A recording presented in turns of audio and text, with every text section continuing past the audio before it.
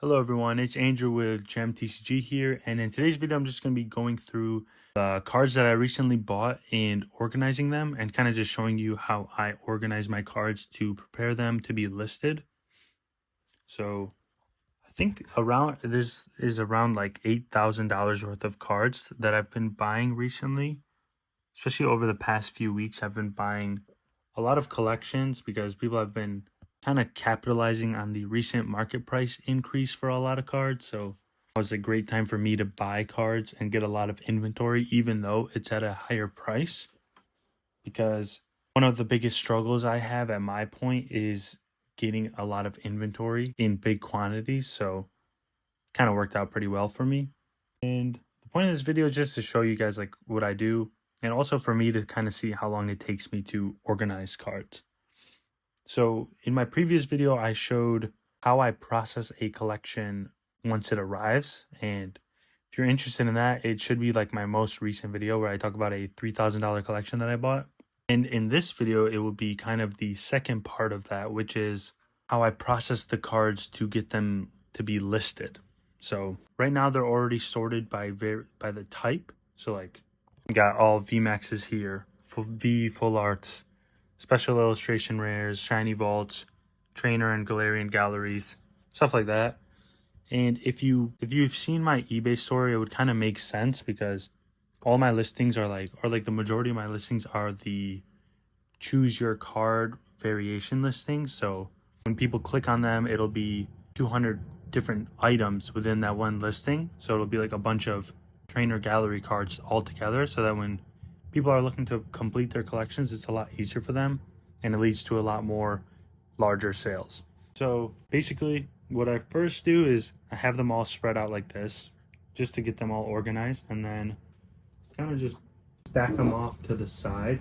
And I typically do the smaller variations first just to get them completed and have more room. And organizing is pretty time consuming, but it's also pretty fun to do, I guess, and peaceful, so I don't mind it. Also, if you like these type of videos, please let me know and I will always make them, because I'm always buying collections, so might as well make videos if I'm gonna do it anyways.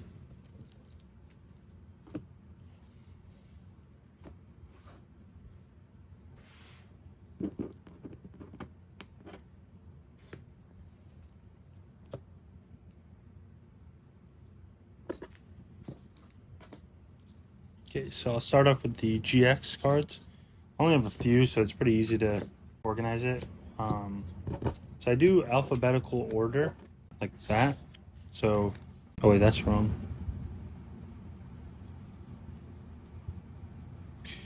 So typically like this, I'll have the A in the front and then the highest letter in the back. And then I just stack it to the side. And as I do it, I just keep stacking them on top of each other so that I can have them all listed in one big stack. It's easier to keep them, like carry them around, and it takes less space when I do that. Also, when I'm organizing, try to see if there's like meta or competitive cards that I might have missed. Like I missed this one. This Pidgeot EX is competitive, so it goes into my TCG player pile.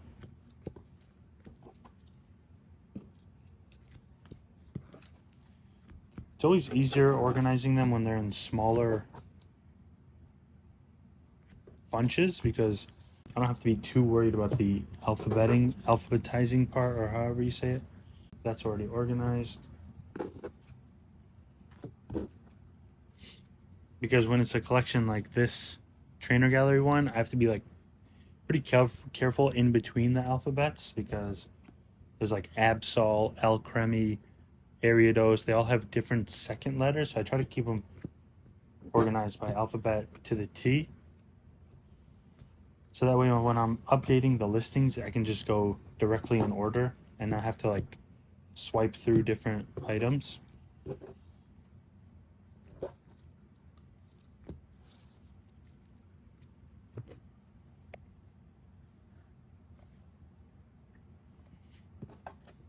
Also, sorry if the angle is kind of weird on these. I don't have like a good tripod or anything, so I'm just winging it with something that I currently have.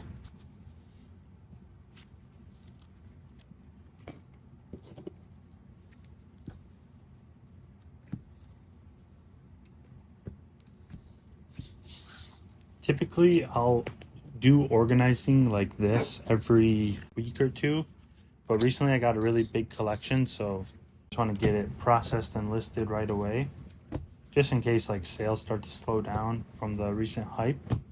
So just trying to capitalize on that. And there was also a lot of cards from Prismatic Evolutions and Surging Sparks in here. So I try to get those listed right away since they're recent sets, and singles from newer sets always drop after like a week or two, so I don't want to be holding on to them for too long because they will go down in price.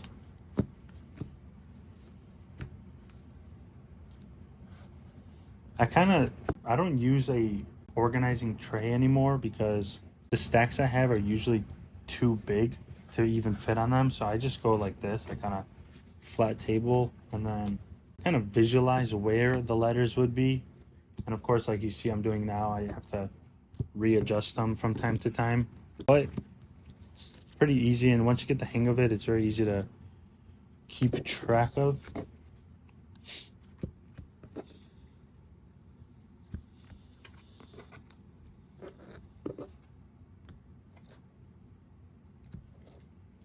One of the weird things I struggle with is kind of timing when to list cards, because like on one hand you want to be listing as often as possible, but on the other hand you want to list most you can at a time. like if I'm updating a listing to just update 5 cards, it would take me like probably 2 times the amount of time to list 100 cards. So like I'm listing way more, but I'm able to do it a lot faster. But of course, you can't just hold on to your cards and not list them to save time, because then you're going to be missing out on potential sales. So like, it's just a weird thing to deal with.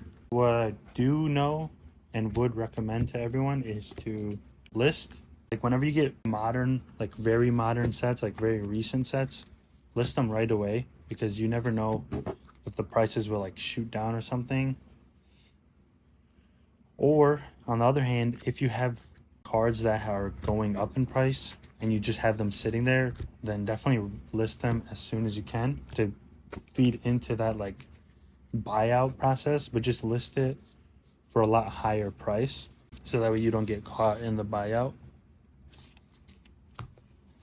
Like that's happened a ton for me. Like when I was listing trainer gallery cards a few weeks ago, they were getting bought out left and right, and then I lost a lot of potential profit.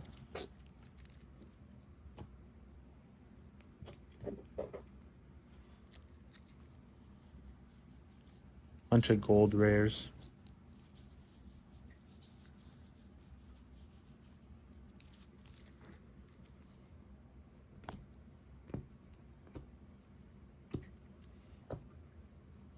If you do your organizing in a different way, I'd love to know. So feel free to comment that down below, and maybe we can compare. Maybe I could learn something from you.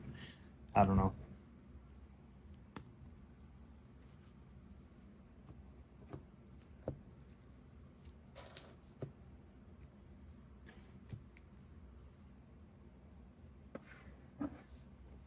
Also, if you have like friends or family, like your siblings or something, to help you organize, it's definitely a good idea, because one, it's like pretty fun to do it together and it makes it a lot faster, which is very helpful, especially when you have a ton of cards like this.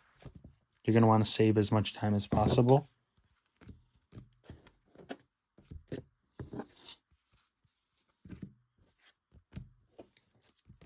Like one time I had my fiance and I did them together, and instead of taking me like an hour or two to do it, it only took me like 30 minutes because she was helping, and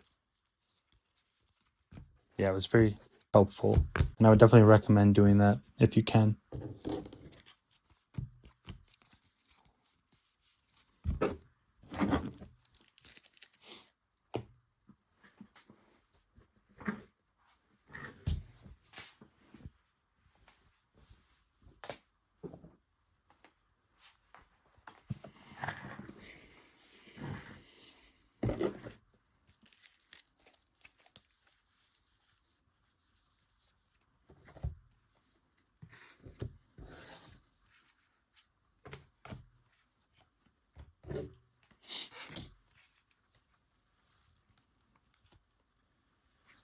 think this card might be competitive, so put that in the competitive pile for TCG player.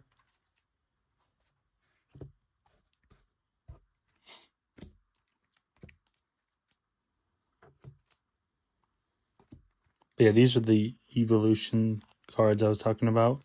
I had quite a few, and I think they were pretty expensive, and I know that price will not stay that way forever, so I want to get these listed and sold as soon as possible.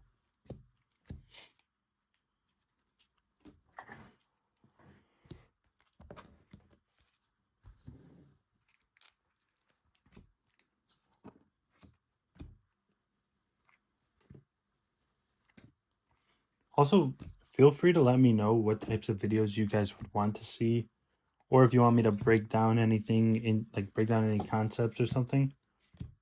I don't mind making any type of video that would help you guys. So yeah, just feel free to let me know whenever you think of something.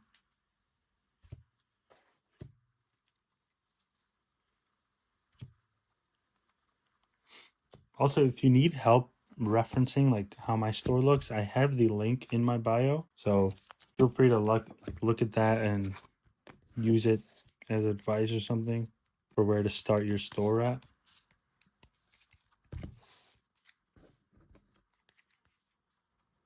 I do plan on making a video though on how to make like a nice looking store to get a lot of sales. So if you're interested in that, let me know.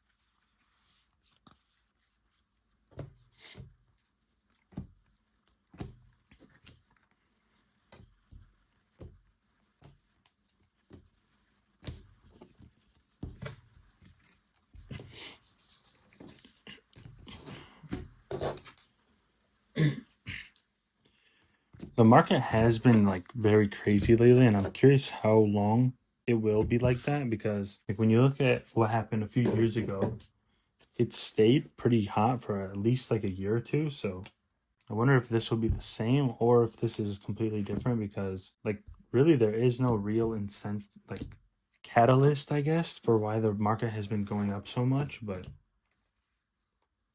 it's definitely interesting that this happened, and I think it might be because of the 151 and bringing back the old sets, like the Team Rocket set that's going to be coming out. But I don't know. I mean, I would definitely enjoy if the market were to stay popular like this for a while, but you never know. And I know the scalping can be annoying, but overall, I think it's a very good thing for the hobby. And especially if you're a reseller, it's definitely a good thing.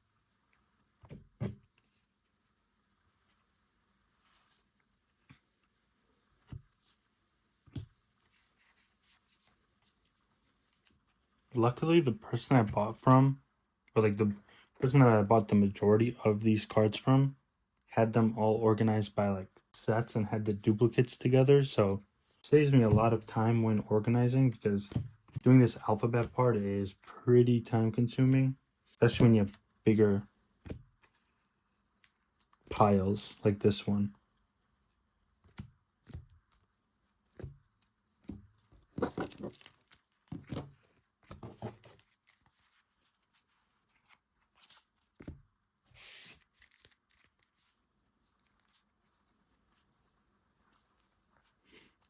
Also, if you do organizing like this, then you're going to definitely want to sleeve your cards before, because scraping them around like this will damage them. So you're going to want to have them as protected as possible. Like, as you can see, all these are sleeved before I started. But of course, if it's like bulk cards, non-hollows, then you probably don't need to be too worried. But for these type of cards, you definitely want to.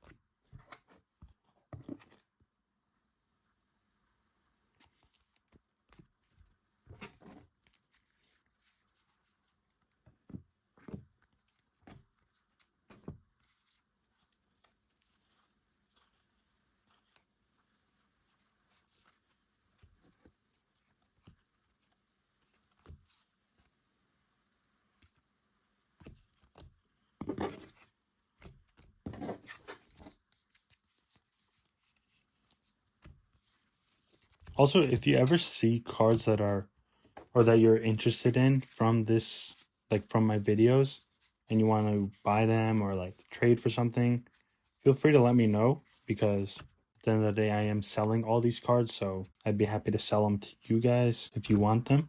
And I'll definitely cut you like a deal and not sell them for full market price, because you guys are supporting me by watching these videos and I really appreciate it. So I want to give back to you all.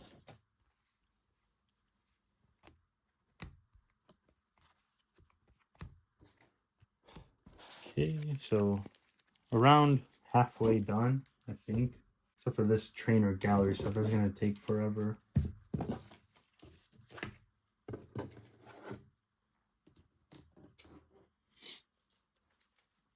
I talked about this in my previous video, but like, I noticed that my full art cards do not sell as well as like every other type of rarity. And I really don't understand why that's the case, but that's just what I've experienced.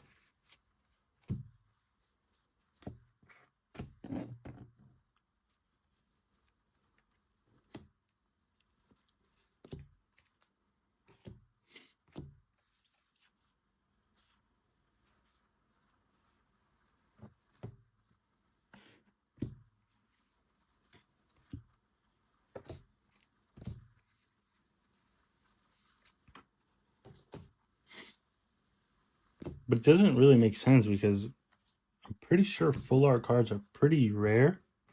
So like, the fact that they don't sell is weird. I guess maybe people aren't a fan of the art, but I think they're pretty cool. Especially the 151 full arts. They have really nice artwork.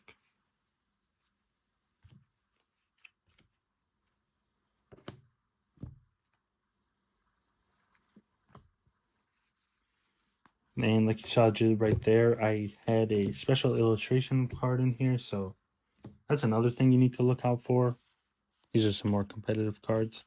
Is make sure you're not organizing cards in the wrong section, because it can slow you down if you have them, like even right here, more special illustration rares when you're listing. Because let's say you finish listing your full art cards, and then you're going through the illustration rares and you notice that you have like some full arts in that pile, then you'll have to go back and update again. So definitely want to keep track of that. Make sure you don't make that mistake, just to save you some time.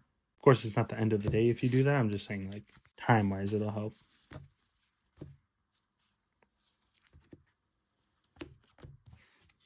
Also, this process is why I really don't like selling lower end cards anymore, because this is pretty time consuming, and I'd rather list and organize 10 cards that are worth $1,000 than list 1,000 cards that are worth $1,000. And of course, like, you can't just choose to do that. You have to buy and sell whatever you can get your hands on. But if I had to choose, it would definitely be higher end cards. But I also understand that when you're first starting off, you really can't be like locking your money away into expensive cards, because let's say you only have $500, and not only, because 500 is still a lot of money, but let's say you have $500, that could get you maybe like 10 really rare cards. And if something goes wrong with one of those cards, like one order, then you can get really like badly, I guess, discouraged or hurt financially from that. So I definitely recommend dealing with the lower cost ultra rares, or like maybe even reverse hollow bulk that you could sell for singles, rather than listing expensive cards on eBay. And if you do come in contact with those cards, I would definitely try to list them to sell locally, so that way you can get the money right away and not have to worry about shipping and scammers, stuff like that. Because one time I did buy a collection, or I sold a collection, and the guy, it was from Facebook, and the guy gave me his address to ship to, but then on PayPal, he put a different address. So then when I shipped it to him, he opened a case, said the cards never arrived, even though the tracking showed they arrived. They just didn't arrive to the place on his PayPal account.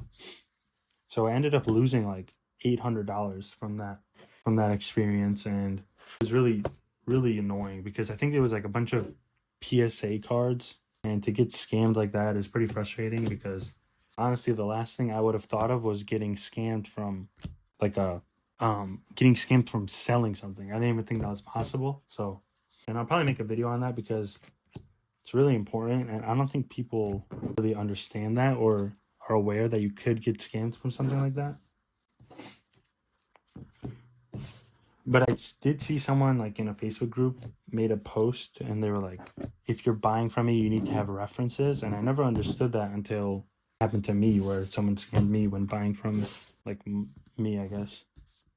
But it's also another reason why I don't recommend selling to people online on Facebook, because a lot of them are usually, or not a lot of them, but they're very likely to reach out, or like to find scammers on Facebook compared to eBay or like TCG players, stuff like that, because on those sites, at least they are verified and they get banned by eBay or TCG player themselves if they scam people.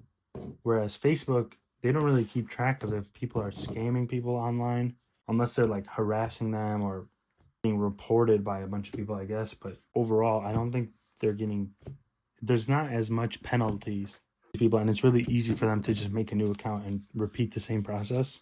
Okay, definitely be careful to who you sell to online.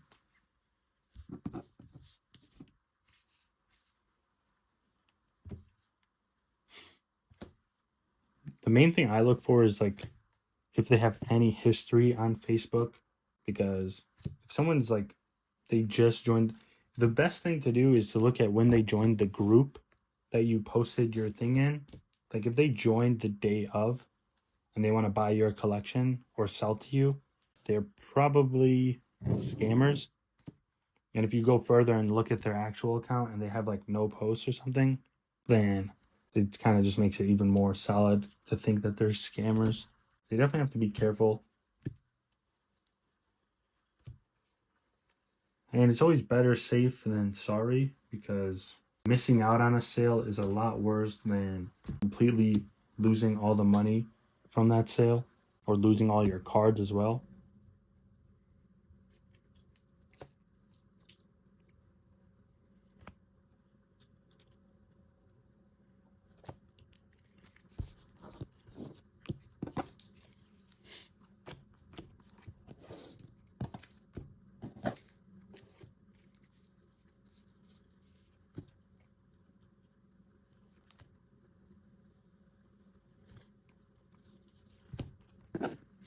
I wonder if there's going to be a new type of rarity other than special illustration rares, because like we saw with the Sword and Shield era, there was VMAX, I think Rainbow and Gold rares, and then they added the alternate arts, and then after that was the trainer galleries. So I wonder what's going to come after these rarities. But it's definitely going to be hard to match these cards, because I think people really like them, and the art is very nice on them, so I hope they continue making cards like this.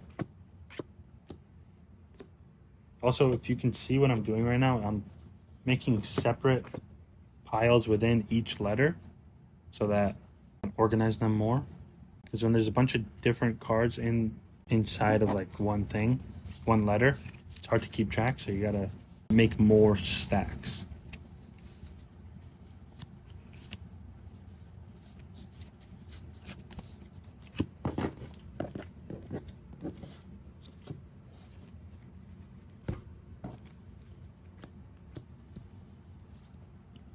This card's pretty expensive.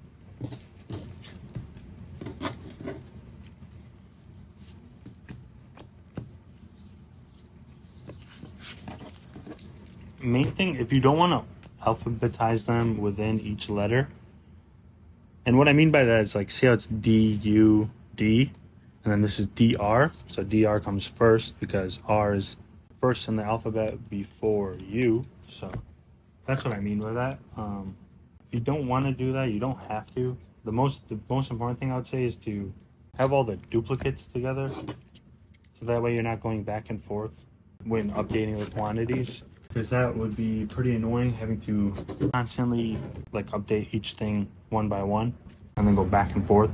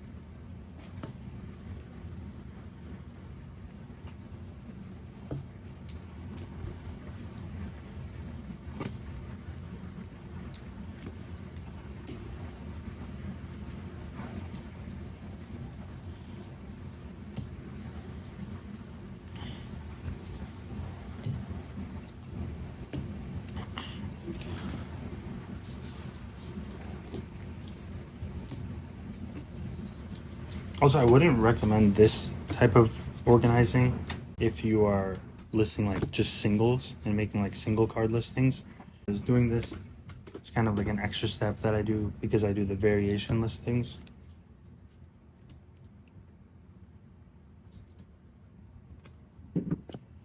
And I actually made a video on that as well, if you want to learn how to prepare your cards to be listed for single card listings.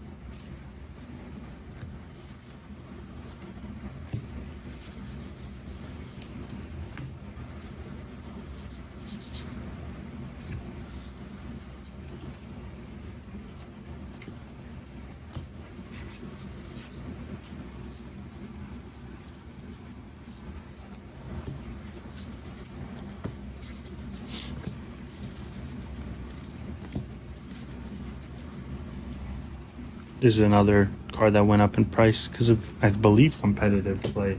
I think it's like a $10 card now, and it used to be like $2.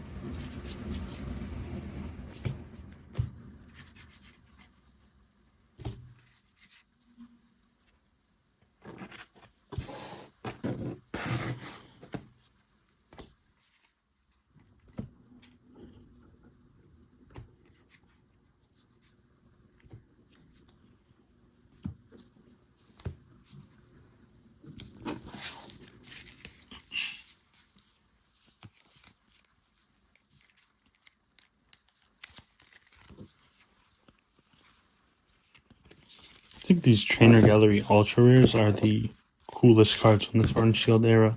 Like, I bought a ton of them last year, and I'm glad that I did because they skyrocketed in price. So yeah, I think they were very underrated when they first came out.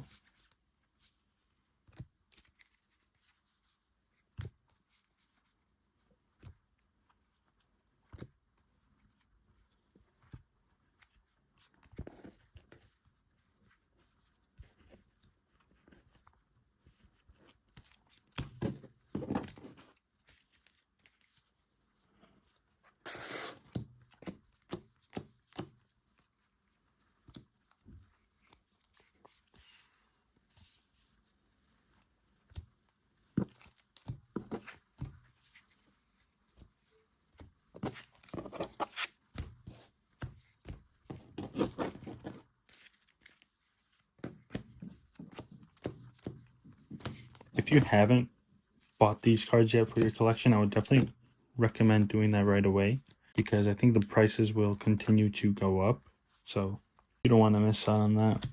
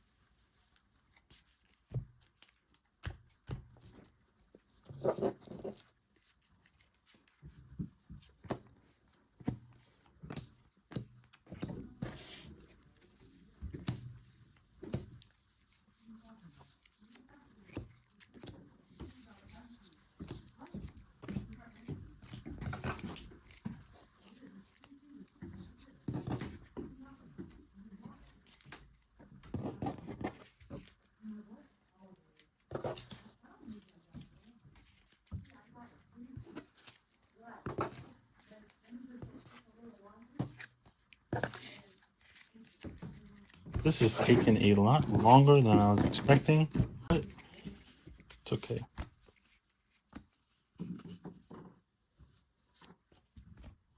Almost done though.